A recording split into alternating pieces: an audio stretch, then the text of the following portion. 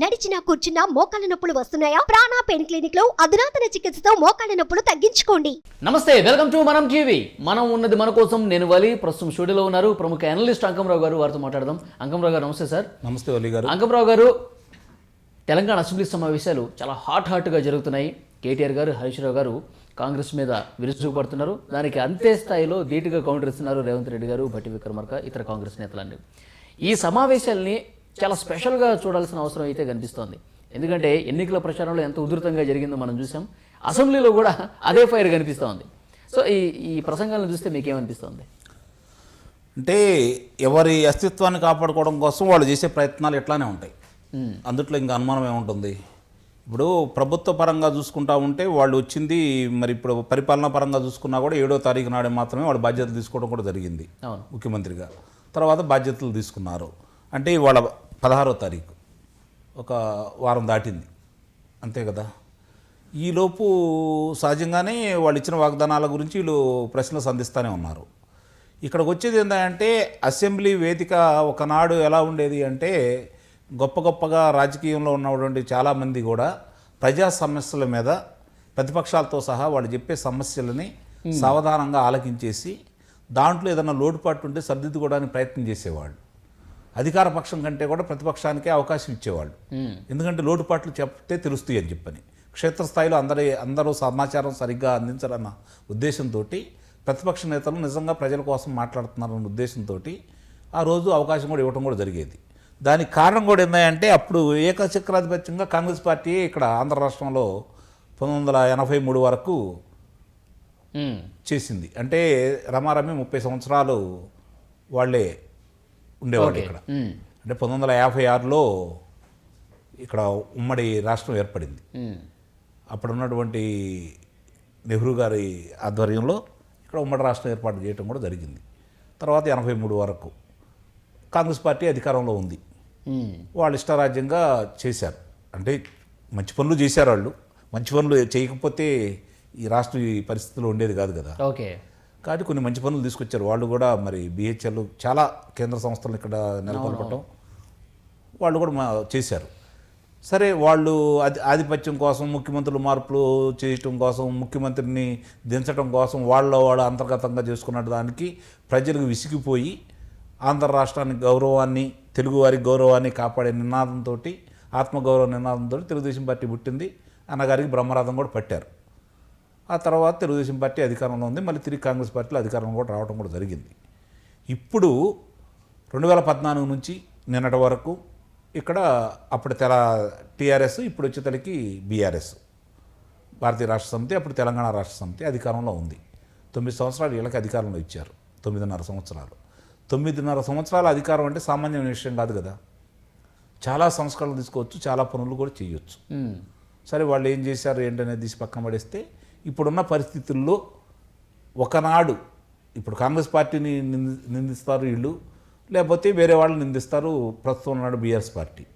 వాళ్ళని కాపాడుకునే ప్రయత్నంలో ఇప్పుడు ఉన్నటువంటి అధికార పార్టీ ప్రయత్నిస్తూ ఉంటుంది. ఇక్కడ అర్థం చేసుకోవాల్సింది ఏంటంటే, ఇదే కాంగ్రెస్ పార్టీ ఇప్పుడు వాళ్ళు మాట్లాడే విధానాలు మనం చూసుకుంటామంటే, కాంగ్రెస్ పార్టీ అధికారంలో ఉంది కాబట్టి సహజంగానే నిందిస్తారు. దాని గురించి కేటీఆర్ గారు కావచ్చు, హరీష్ రావు గారు కావచ్చు, మామూలుగా ఆ పార్టీ గతంలో ఇన్ని సంవత్సరాలు రాష్ట్రానికి అన్యాయం చేసిందని మాట్లాడుతూనే ఉన్నారు. అదే పార్టీతో 2004లో వీరు పొత్తుల్లో కలిశారు. అంటే అధికారంలో రావడం కోసం, ఓకే, అధికారంలో పాలు పంచుకున్నారు. ఇదే హరీష్ రావు గారు ఆ రోజు శాసనసభ్యులు కూడా కాదు, మంత్రిగా ప్రమాణ స్వీకారం చేశారు. మంత్రిగా కూడా పనిచేశారు అదే కాంగ్రెస్ పార్టీతోటి. మళ్ళీ తర్వాత కేంద్ర మంత్రిగా కేసీఆర్ గారు కూడా ఉన్నారు. అంటే నేను అనేది ఏంటంటే, ఇప్పుడు పోనీ అది తీసి పక్కన పెడదాం మనం. ఇవాళ నిన్నటిదాకా మీ ప్రభుత్వంలో పనిచేసినటువంటి మంత్రులు ఎవరు? లోక్సభాపతి ఎవరు?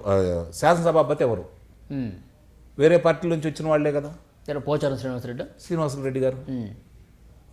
అంటే మనకి ఇక్కడ చాలా స్పష్టంగా అర్థమవుతుంది ఏంటంటే, రాజకీయ పార్టీలు ఆ రోజు దేశం స్వాతంత్రం కోసం పోరాడింది అందరూ చాలామంది అమరులైనా కూడా అంతిమంగా ఆ లబ్ధి పొందింది కాంగ్రెస్ పార్టీ. కాంగ్రెస్ పార్టీ ఒక్కదాని వల్లే స్వతంత్రం రాలేదు కదా. లబ్ధి పొందింది కాంగ్రెస్ పార్టీ.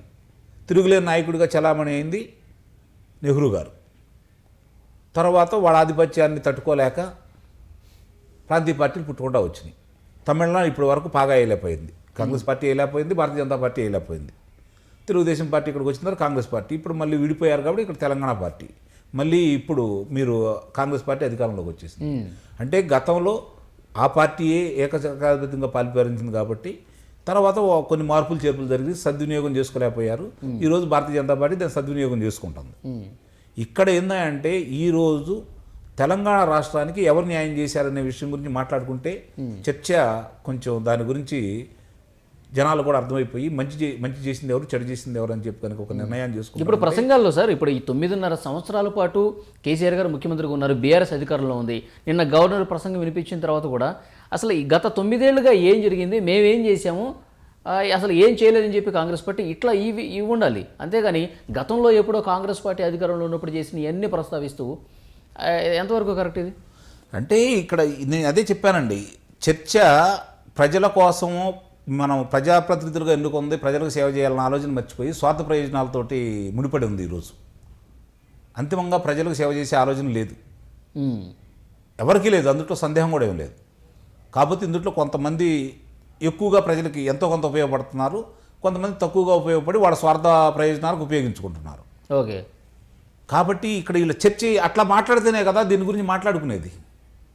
ఇప్పుడు ఆ విధంగా ఎదురుదాడే కదా వీళ్ళు చేసేది, ఒకళ్ళ మీద ఒకళ్ళు దాడి చేసుకోవడమే కదా ఈరోజు శాసనసభలో కావచ్చు, లోక్సభలో కావచ్చు జరుగుతుంది.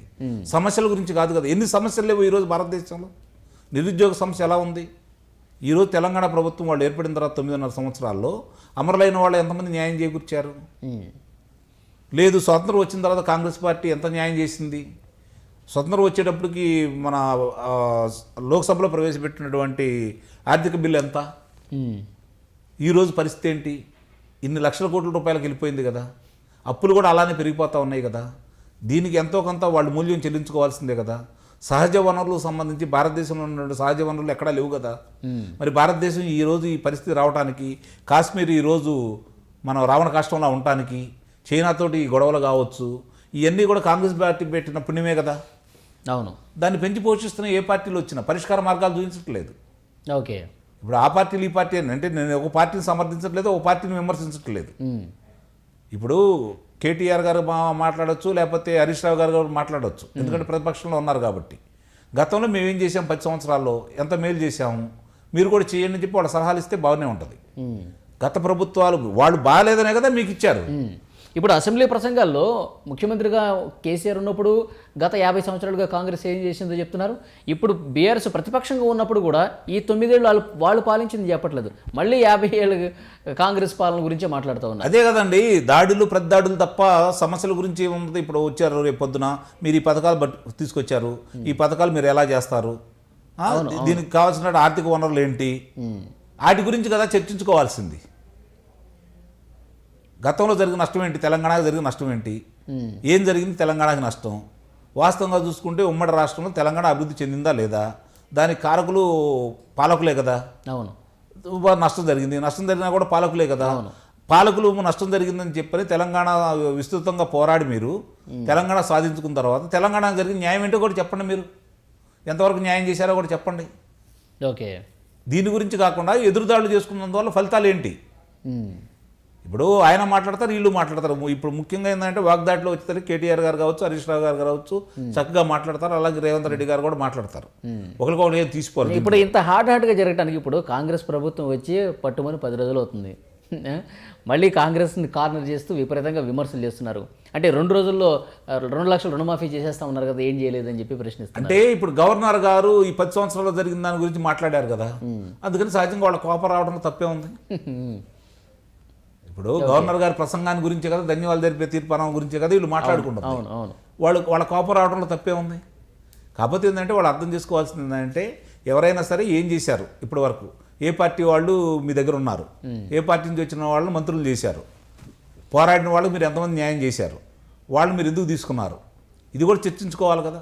ఓకే, కాంగ్రెస్ పార్టీలో గెలిచిన వాళ్ళని, వాళ్ళంతా తప్పుడు వాళ్ళు అయితే కాంగ్రెస్ పార్టీలో వాళ్ళని గెలిచిన వాళ్ళని మీరు శాసనసభ్యులుగా మళ్ళీ మీ పార్టీలో ఎందుకు కలుపుకున్నారు, మళ్ళీ వాళ్ళకి పోటీ చేసే అవకాశం మీరు ఎందుకు కలగజేశారు? మీరు తెలంగాణ కోసం పోరాడి తెలంగాణ కోసం సమిధలైన కుటుంబాల నుంచి శాసనసభ్యులను చేసి ఆ విధంగా పోరాటం చేస్తూ ఉంటే ఈరోజు మీరు మాట్లాడితే ఒక అర్థం ఉండేది. అవును, మీరు కలగొర గంప కదా. మీరు అన్ని పార్టీల నుంచి తీసుకున్నారు కదా, వాళ్ళు మంత్రులు చేశారు కదా, మీకు వ్యతిరేకంగా మాట్లాడిన వాళ్ళని, తెలంగాణ గురించి మాట్లాడితే నాలుగు వస్తాం యూపులు జరుస్తాం అన్న వాళ్ళని కూడా మీరు మంత్రులు ఇచ్చారు కదా. కాబట్టి మీ దగ్గర చిత్తశుద్ధి ఏందని చెప్పి ప్రజలు ఈరోజు ప్రశ్నించుకుంటున్నారు. ఆ చిత్తశుద్ధి లేదని చెప్పి మిమ్మల్ని ఓడించారు. ఓకే, ఇప్పుడు మీరు ముందు ఎందుకు ఓడిపోయామని చెప్పని ఆలోచించుకోండి, గెలవడానికి ఎలాంటి ప్రణాళికలు వేసుకోండి. ఇప్పుడు శాసనసభ సమావేశాలని సద్వినియోగం చేసుకోకుండా సమయాన్ని వృధా చేస్తూ ప్రజాధనాన్ని వృధా చేస్తూ మీరు ఇలా చేసుకుంటా ఉంటే అంతిమంగా ప్రజలు రేపు కాంగ్రెస్ పార్టీ వాళ్ళు అనుకున్న చేయలేదనుకోండి, తిరిగి మీకే కదా అధికారం ఇచ్చేది. ఎస్, చూద్దాం సార్. సమావేశాలు అయితే చాలా హాట్గా అయితే జరుగుతున్నాయి. ఇంకా జరుగుతాయి హాట్గా. ఇంకా ఎలాంటి చర్చలు వస్తాయి, ఎలాంటి మాటలు వస్తాయి అసెంబ్లీలో చూద్దాం. Thank you very much.